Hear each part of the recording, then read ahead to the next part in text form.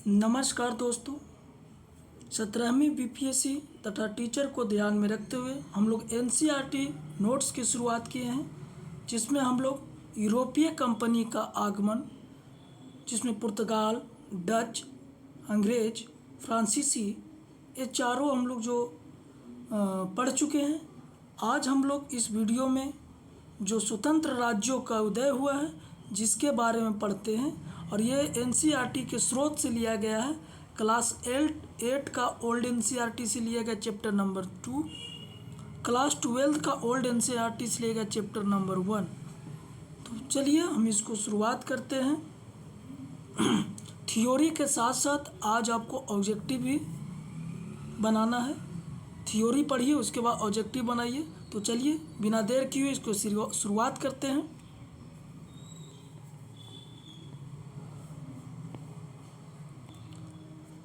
समझिए, स्वतंत्र राज्यों का उदय। मुगल साम्राज्य अपनी विशेषताओं से संपूर्ण मध्ययुगीन भारत को प्रभावित किया।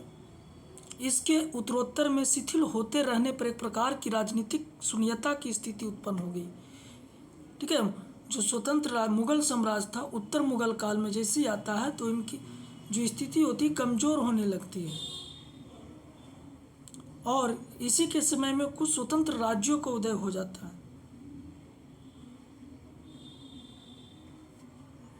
तो चलिए सबसे पहले हम लोग जो राज्य है उसके बारे में पढ़ेंगे एक एक करके। हैदराबाद का स्थापना 1724 ईस्वी में निजाम मुल्क आसफ जाह ने किया था। चूँकि कल भी हम लोग पढ़ चुके थे, फ्रांसीसी में आसफ जाह की मृत्यु 1748 में हुआ था, और ये युद्ध का जो चल रहा था कर्नाटक युद्ध, दूसरा कर्नाटक युद्ध, ठीक है, क्षेत्र को लेकर। चलिए, निजाम मुल्क का जो वास्तविक नाम है चिनकिलिज खान है। पूछता है कि निजाम मुल्क का वास्तविक नाम क्या है, तो चिनकिलिज खान है। ये आसफ जाही वंश का नींव रखे थे। कौन सा वंश का? आसफ जाही वंश का नींव रखे थे। सैयद बंधुओं की शक्ति को समाप्त करने में निजाम मुल्क की महत्वपूर्ण भूमिका है। क्वेश्चन पूछेगा कि सैयद बंधुओं की शक्ति को समाप्त करने में किसकी महत्वपूर्ण भूमिका है, तो निजाम मुल्क या आसफ शाह को महत्वपूर्ण भूमिका है। नेक्स्ट हम लोग देखेंगे कि निजाम मुल्क आसफ जाह को दक्कन का वायसराय का पद प्राप्त था, और इसने 1720 से लेके 22 ईस्वी तक दक्कन में अपनी स्थिति सुदृढ़ की। सबसे पहले ये वायसराय बना था दक्कन का 1720 से 22 में। 24 में इन्होंने राज्य का स्वतंत्र राज्यों का स्थापना कर दिया। निजाम मुल्क आसफ जाह 1722 से 24 तक मुगल साम्राज्य में वजीर के पद पर रहे थे। 22 से 24 में कौन सा पद पर रहे थे? वजीर के पद में। बाद में इन्होंने 1724 में स्वतंत्र राज्यों को उदय किया, जिसमें हैदराबाद का संस्थापक बने थे। इसका मृत्यु कब होता है? 1748 ईस्वी में होता है आसफ जाह की मृत्यु। अगला हम लोग पढ़ेंगे कर्नाटक के बारे में। तो कर्नाटक का संस्थापक कौन था? शहादत खान। 1720 ईस्वी में इसकी स्थापना की गई थी। इसकी राजधानी अकाट था। अकाट पर घेरा कौन डाला था? तो रॉबर्ट क्लाइव ने।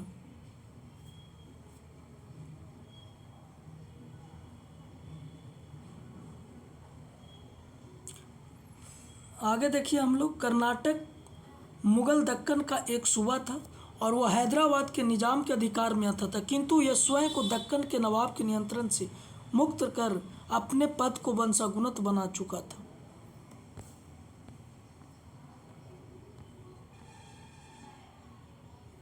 कर्नाटक नवाब शहादत खां अपने भतीजा दोस्त अली को निजाम की स्वीकृति के बिना ही उत्तराधिकारी बना दिया था।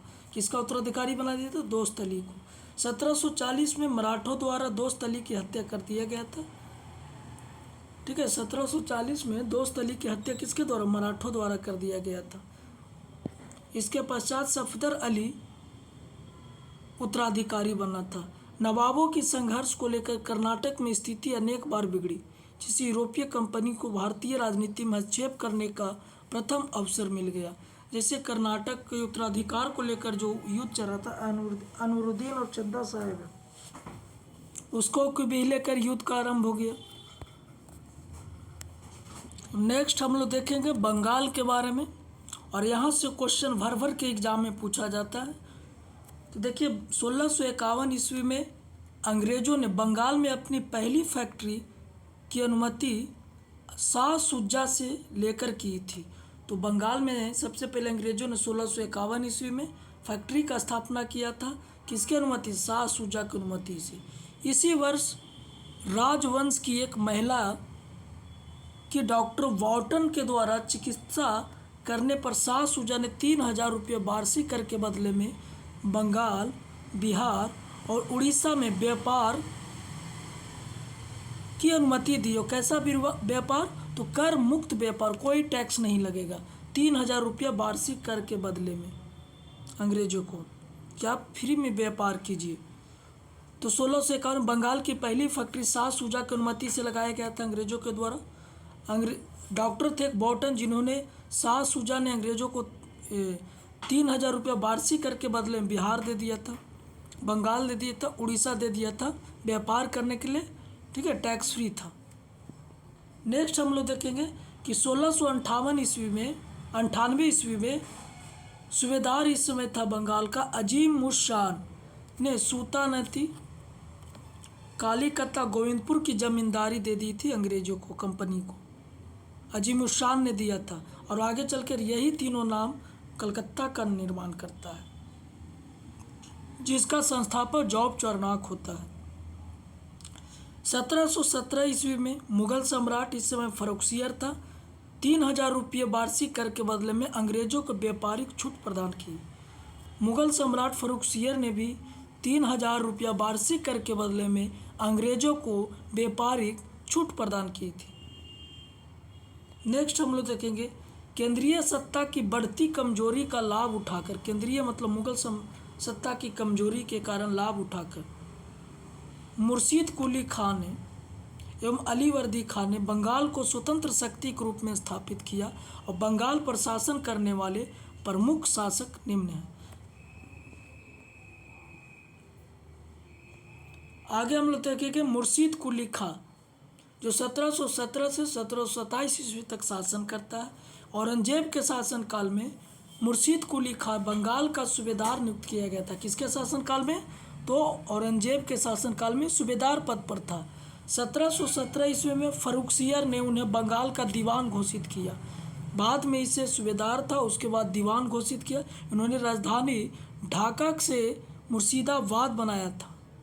इन्होंने इजारेदारी प्रथा को भी प्रारंभ किया था, कृषि प्रथा को भी प्रारंभ किया था। तो इजारेदारी प्रथा पूछेगा तो मुर्शीद कुली खां, जिसको खालसा भूमि में परिवर्तित कर दिया गया था।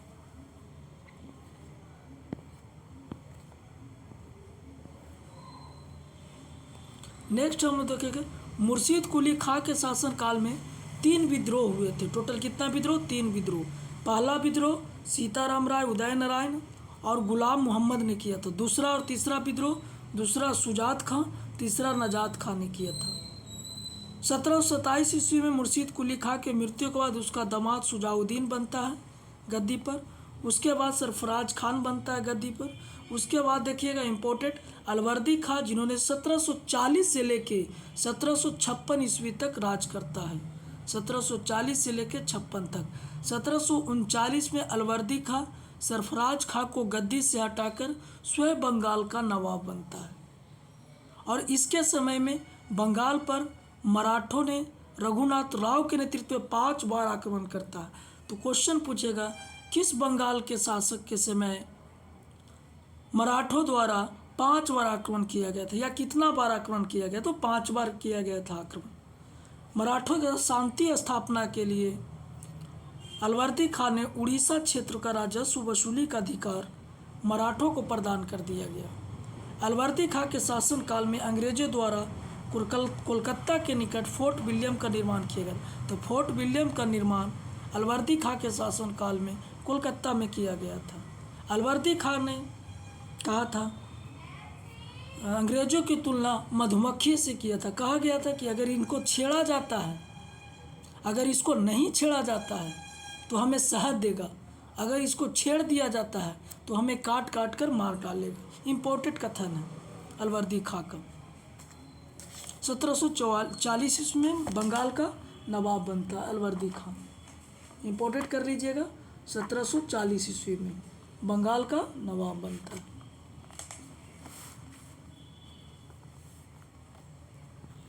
आगे हम लोग देखते हैं सिराजुद्दौला, जो अलवर्दी खां के बाद उसका नाती और दोहित्र सिराजुद्दौला ने 1756 ईस्वी में बंगाल का नवाब बना।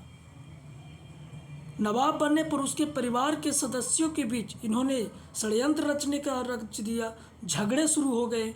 इन साजिशों ने अंग्रेजों ने फ़ायदा उठाकर राजनीतिक हस्तक्षेप करने का अवसर दिया गया तथा अंग्रेजों ने फोर्ट विलियम को किलाबंदी का विस्तार आरंभ कर दिया गया। सिराजुद्दौला के समय पहले तो अलवर्दी खां के समय बनाया, इसको बाद में क्या किया, राजनीति में हस्तक्षेप करने का अवसर इसे दिया गया। क्यों? क्योंकि इनके बीच परिवार में षड्यंत्र चलने लगा था, जिसका फ़ायदा उठाया अंग्रेज। अंग्रेज कंपनी के नवाब किसी बात पर ध्यान दिए बिना मनमानी करती थी। किलेबंदी किया, मुक्त व्यापार किया, कासिम बाजार की फैक्ट्री पर अधिकार कर लिया। कौन? तो सिराजुद्दौला। देखा कि बहुत मनमानी कर रहा अंग्रेज, तब जाके इन्होंने अपनी सेना ले गए। सिराजुद्दौला ने कासिम बाजार की फैक्ट्री पर अधिकार कर लिया था तथा 20 जून 1756 को कलकत्ता पर भी अधिकार कर लिया था। और यहीं पे एक घटना घटा था, ब्लैक होल की घटना, कलकत्ता से संबंधित है। तो चलिए ब्लैक होल की घटना क्या है इसके बारे में हम लोग जानेंगे। तो देखिए, एक घटना जो घटा था 20 जून 1756 को घटा था। एक छोटा सा कमरा था, 18 फुट लंबी थी, 14 इंच 10 फुट चौड़ी कोठरी में बंद कर दिया गया था। 146 अंग्रेजों को बंद कर दिया गया था। इसमें टोटल कितना अंग्रेज को बंद कर दिया गया था? तो 146 अंग्रेज को बंद कर दिया गया था। और इस घटना का उजागर एक अंग्रेज अधिकारी हॉलवेल के द्वारा किया गया था। किसके द्वारा? तो हॉलवेल के द्वारा किया गया था। जबकि एक भारतीय इतिहासकार गुलाम हुसैन ने इसकी पुष्टि नहीं करता है। ब्लैक होल की घटना, उस समय बंगाल का नवाब सिराजुद्दौला था। इंपोर्टेड कर लीजिएगा, याद कर लीजिएगा, सिराजुद्दौला।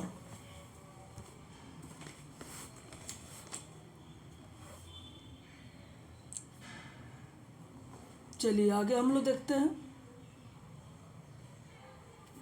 प्लासी का युद्ध। Very very important. देखिए, प्लासी का युद्ध 23 जून 1757 को होता है। 23 जून को 1757 को होता है। यह जो युद्ध होता है अंग्रेज बनाम सिराजुद्दौला के मध्य में होता है, नहीं, बंगाल के बीच होता है। इस युद्ध में मीर जाफर तथा उनके सहयोगियों ने भाग नहीं लिया। इस प्रकार प्लासी की युद्ध में नवाब की पराजय हो गई, सिराजुद्दौला की पराजय हो गई प्लासी के युद्ध में। ये प्लासी जो जगह है बंगाल के नदिया जिला में पड़ता है। भागीरथी नदी के तट पर है प्लासी। बंगाल के नदिया जिला में भागीरथी नदी के तट पर है प्लासी। इस युद्ध में मीर मदान तथा मोहनलाल ने नवाब का साथ दिया गया था और दोनों मारा गया था इस युद्ध में। मीर जाफर का बेटा था मीरन, जिन्होंने नवाब की हत्या कर दिया था सिराजुद्दौला को। तो पूछेगा सिराजुद्दौला की हत्या किसने कर दिया था? तो मीरन ने। कौन था मीरन? तो मीर जाफर का बेटा था मीरन। इस युद्ध में अंग्रेजी सेना का नेतृत्व रॉबर्ट क्लाइव ने किया था। कौन किया था? रॉबर्ट क्लाइव, जिसे स्वर्ग से उत्पन्न सेनानायक की संज्ञा दी गई। स्वर्ग से उत्पन्न हुआ सेनानायक कहा गया रॉबर्ट क्लाइव को। इन्होंने डाकुओं का राज स्थापित किया बंगाल में। इंपॉर्टेंट कीजिएगा, क्वेश्चन पूछ देगा कि डाकुओं का राज किसने स्थापित किया था? तो रॉबर्ट क्लाइव ने बंगाल में। सिराजुद्दौला की सेना का नेतृत्व मीर जाफर राय दुर्लभ ने किया था। लेकिन मीर जाफर मिला हुआ था अंग्रेजों से। तो चलिए इसके बाद आगे हम लोग पढ़ते हैं।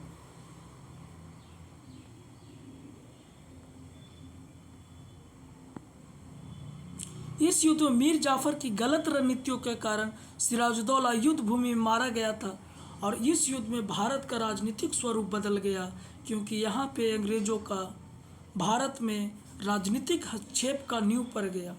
यानी यहाँ पे अपना राजनीतिक हस्तक्षेप करने लगा, नींव पड़ गया यहाँ पे जीतने के बाद।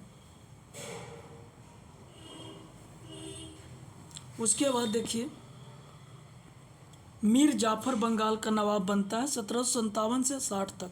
ये अंग्रेजों के द्वारा बनाया गया पहला नवाब था मीर जाफर। अंग्रेजों के द्वारा बनाया गया पहला नवाब कौन था? तो मीर जाफर, और 1757 से 60 ईस्वी तक रहता है। बदले में इन्होंने कंपनी को बंगाल दे दिया, बिहार दे दिया, उड़ीसा दे दिया कि आप ये तीनों क्षेत्र पर मुक्त व्यापार कर सकते हैं, तथा 24 परगने की भी जमींदारी दे दिया था इसको। 24 परगने का भी जमींदारी दे दिया गया था।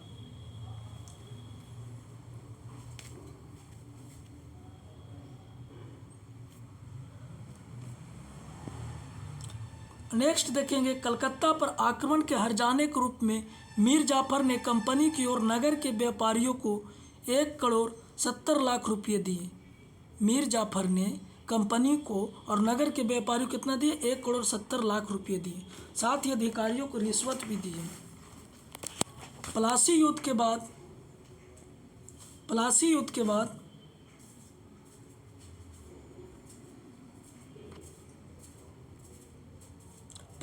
के बाद ब्रिटिश सत्ता की स्थापना की शुरुआत हुई और नवाब की कठपुतली बनकर रह गए थे कौन? मीर जाफर।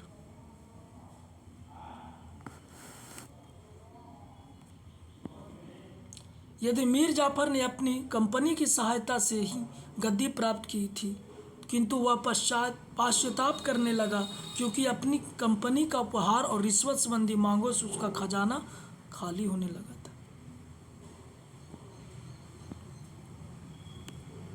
नेक्स्ट हम लोग देखेंगे मीर कासिम के बारे में कि उन्होंने 1760 से 63 ईस्वी तक शासन करता। मीर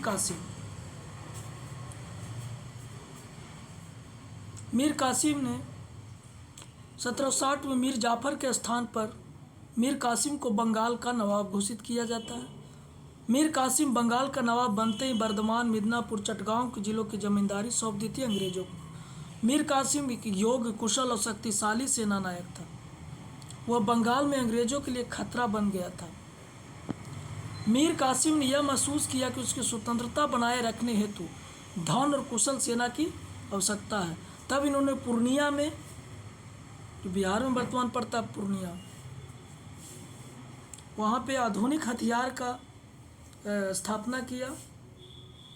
ठीक है, फौजदार का स्थापना किया था। और इन्होंने राजधानी बनाया था कहाँ? मुंगेर को राजधानी बनाया था। मुर्शिदाबाद से मुंगेर को राजधानी बनाया था। इन्होंने जो सेना था यूरोपीय ढंग से सजाने लगा था, अत्याधुनिक ढंग से सेना को सजाया था। 1717 ईस्वी के शाही फरमान का कंपनी के नौकरों द्वारा दुरुपयोग रोकने का प्रयास कर रहा था, जबकि इन नौकरों की मांग की थी कि उनका माल चाहे आयात के लिए हो या निर्यात के लिए कोई भी चुंगी कर ना लगाई जाए। कंपनी का मांग था। नवाब ने भारतीय व्यापारियों एवं सौदागरों के हितों के लिए अनेक कार्य किए तथा चुंगी वसूली समाप्त कर दी। भारतीयों के लिए अनेक कार्य किए, इसमें भारतीय व्यापार को टैक्स मुक्त कर दिया गया। इस प्रकार अंग्रेज भारतीय व्यापारी और अंग्रेज व्यापारियों को व्यापार में समानता का अधिकार दिया था मीर कासिम ने, कि सभी को बराबर अधिकार रहेगा। लेकिन अंग्रेज इस पर तैयार नहीं हुए। इन्होंने पुनः कर लगाने की मांग कर दी। मीर कासिम इन्हीं नीतियों के कारण कंपनी ने उसे हटाने का निर्णय ले लिया। अब समझिए, जहां से क्वेश्चन पूछता है, बक्सर का युद्ध। यह युद्ध 22 अक्टूबर 1764 को बक्सर में हुआ था। इस युद्ध का नेतृत्व मीर कासिम कर रहे थे। अवध का नवाब शुजा-उद-दौला कर रहे थे। मुगल बादशाह शाह आलम द्वितीय कर रहे थे। मीर कासिम, अवध का नवाब शुजा-उद-दौला, शाह आलम द्वितीय कर रहे थे। इस समय बंगाल का नवाब मीर जाफर थे। इंपॉर्टेंट कीजिएगा कि इस समय बंगाल का नवाब कौन है? तो मीर जाफर है। मीर जाफर इस समय, लेकिन नेतृत्व युद्ध का मीर कासिम, अवध का नवाब शुजा-उद-दौला, शाह आलम द्वितीय, मुगल बादशाह तीनों मिलकर कर रहे थे। नेक्स्ट हम लोग देखते हैं कि इस युद्ध में भारतीय इतिहास का सबसे निर्णायक युद्ध था, क्योंकि इसने दो बड़ी भारतीय शक्तियों को पराजित कर दिया और अंग्रेजों की सेना की श्रेष्ठता सिद्ध कर देगी बक्सर के युद्ध के समय में। इस युद्ध ने अंग्रेजों को बंगाल, बिहार, उड़ीसा का शासक बना दिया, निर्वात अंग्रेजों को। इस युद्ध का अंग्रेजों की तरफ से नेतृत्व हेक्टर मुनरो कर रहा था। कौन कर रहा था? तो हेक्टर मुनरो। इस युद्ध में अंग्रेजों का नेतृत्व कौन कर रहा था? तो हेक्टर मुनरो नेतृत्व कर रहा था। ठीक है, हेक्टर मुनरो कर रहा था नेतृत्व। अब ये इतिहास के लिए निर्णायक युद्ध सिद्ध हुआ। और इस समय बंगाल का जो गवर्नर जनरल था बेनिस्टाड था। बेनिस्टाड, बंगाल का गवर्नर जनरल कौन था? बेनिस्टाड था। उसके बाद देखिए, बंगाल के बाद बक्सर युद्ध के बाद दो संधि होती है। पहला तो इलाहाबाद की प्रथम संधि जो 12 अगस्त 1765 को, इसी में दीवानी दे दिया गया था सालम द्वितीय के द्वारा बंगाल, बिहार, उड़ीसा। बंगाल में किसको बनाया गया था? दीवान पद किसको दिया गया था बंगाल का? तो मोहम्मद रजा खां को, याद कर लीजिए। बंगाल में दीवानी पद दो दिया गया इलाहाबाद की संधि के तहत मोहम्मद रजा खां। बिहार में सिताब राय को, उड़ीसा में राय दुर्लभ को दीवान घोषित किया गया था।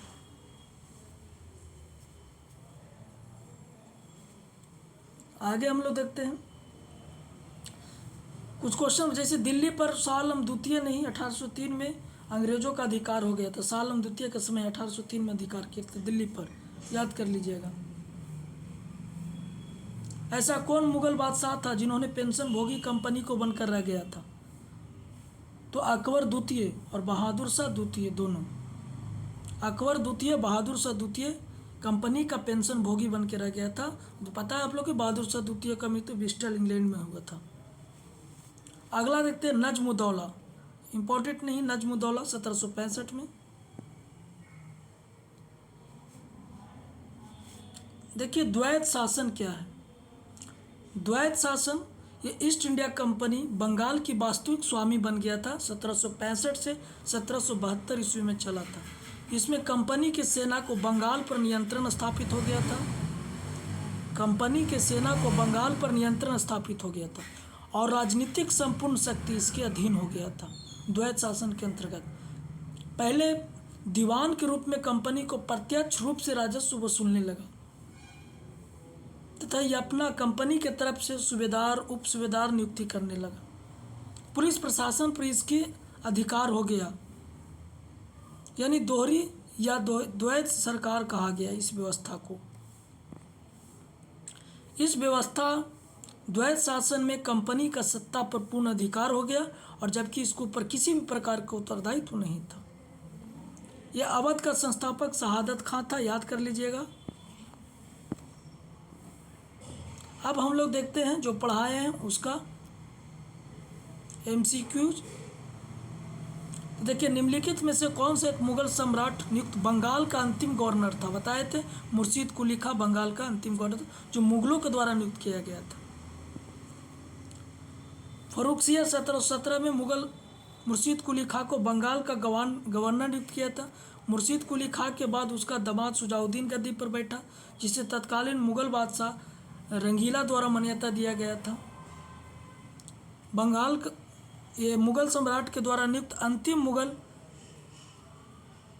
अंतिम गवर्नर मुर्शीद कुली खां था।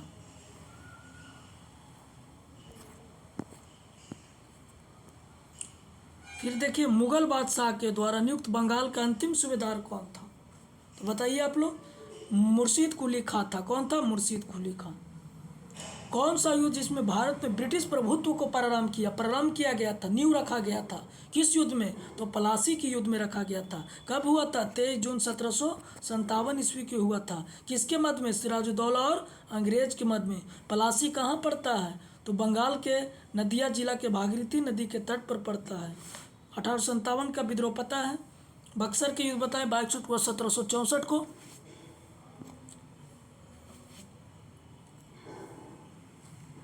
ये देखिए डिस्कशन है। पलासी युद्ध, सिराजुद्दौला।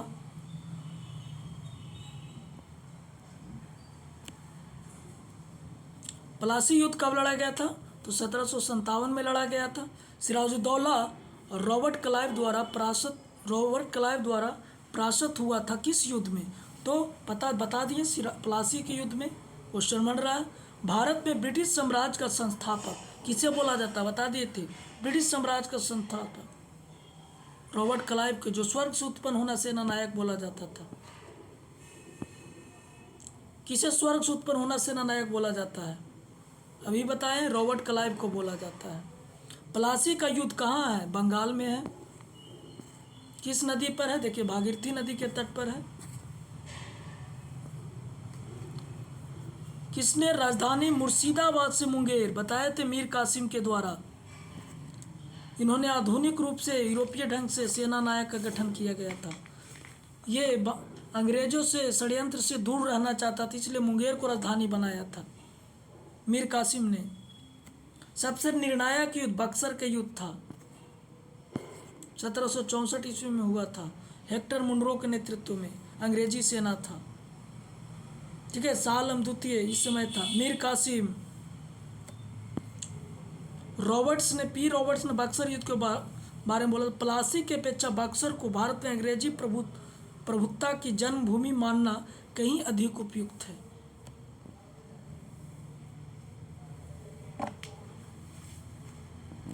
आगे देखिए, ये अंग्रेजी ईस्ट इंडिया कंपनी द्वारा लड़े गए निम्नलिखित युद्ध में से कौन सा सबसे सर्वाधिक निर्णायक युद्ध था? जब निर्णायक बोलेगा तो बक्सर, न्यू वाला प्लासी।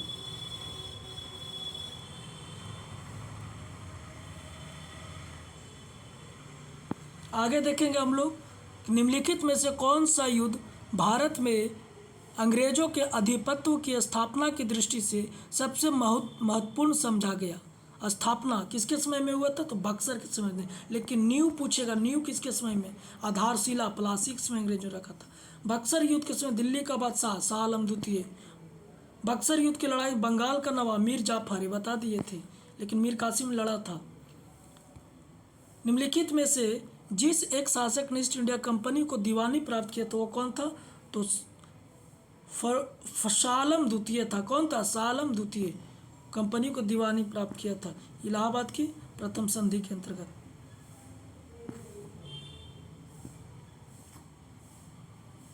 ईस्ट इंडिया कंपनी को बंगाल की दीवानी किसने प्रदान किया था? तो मुगल सम्राट के द्वारा, शाह आलम द्वितीय। इसी के समय में अंग्रेज दिल्ली पर 1803 ईस्वी में अधिकार किया था। किस गवर्नर के कार्यकाल में ईस्ट इंडिया कंपनी को शाह आलम द्वारा बंगाल, बिहार, उड़ीसा की दीवानी प्राप्त किया गया था? तो रॉबर्ट क्लाइव, इंपॉर्टेंट, जिसे स्वर्ग से उत्पन्न होना सेना नायक बोला जाता है, ब्रिटिश साम्राज्य का वास्तविक संस्थापक बोला जाता है। बंगाल, बिहार, उड़ीसा की दीवानी किस संधि के था? तो इलाहाबाद की प्रथम संधि। इलाहाबाद का दूसरा संधि 16 अगस्त 1765 को होता है। इलाहाबाद की संधि के बाद रॉबर्ट क्लाइव ने मुर्शिदाबाद का उप दीवान किसे बनाया था? यानी मुर्शिदाबाद का उप दीवान मोहम्मद रजा खां को बनाया था, बंगाल का। याद कर लीजिए, मुर्शिदाबाद बंगाल में पड़ता है। और बिहार का सिताब राय को बनाया गया था। उड़ीसा का राय दुर्लभ को बनाया गया था।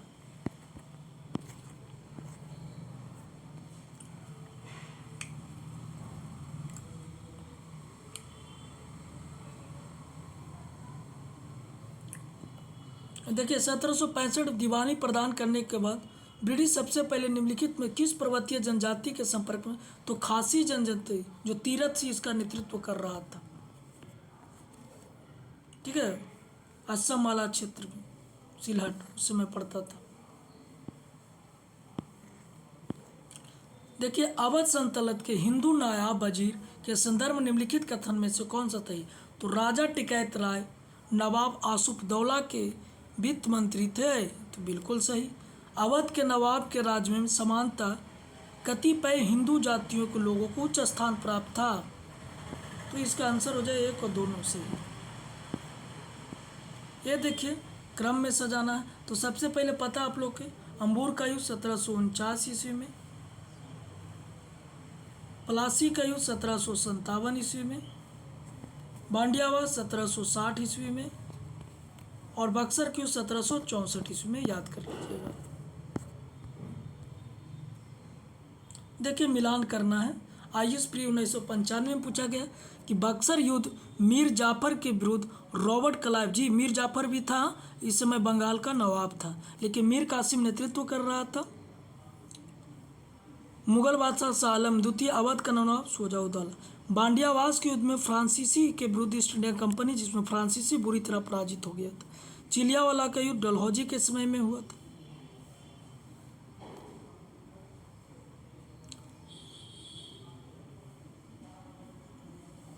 क्या करा, कौन सही सुमेलित है?